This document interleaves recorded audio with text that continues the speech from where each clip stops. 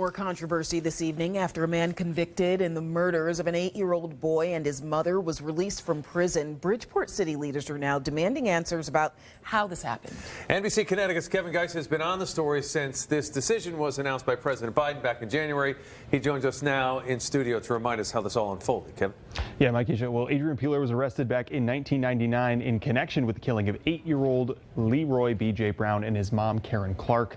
He was convicted of conspiracy charges, did 2 decades in prison for that crime before he was transferred to federal custody for drug trafficking charges. He was set to remain behind bars on those charges until 2023. Until then, President Joe Biden granted him clemency for his drug offenses, which has sparked outrage from local leaders.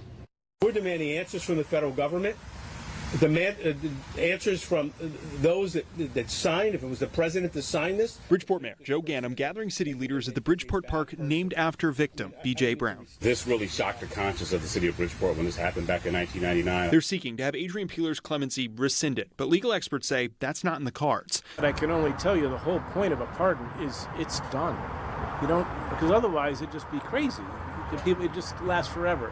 You do need finality. Following this decision and pardons under the Trump administration, Connecticut lawmakers have turned their attention to what that power should look like. Someone clearly dropped the ball. Senator Richard Blumenthal declined an interview on this topic, but offered a pre-recorded statement while in Washington. He argues this decision, along with the pardoning of January 6th conspirators, led him to introduce legislation to rein in presidential pardon power. To reform this system of pardons and clemencies, which right now is completely undisclosed and unaccountable. But Bergen says that would be incredibly difficult. I understand the motivation, a noble ideal, if you will, to have some checks and balances, but it is right in the Constitution. Back in Bridgeport, those who remember the scene that day in 1999 vow Bridgeport will not go backwards on crime and just want answers about this decision. I'm a student of the criminal justice system, and I'm a law enforcement professional for many years, and this is just not what criminal justice should be about.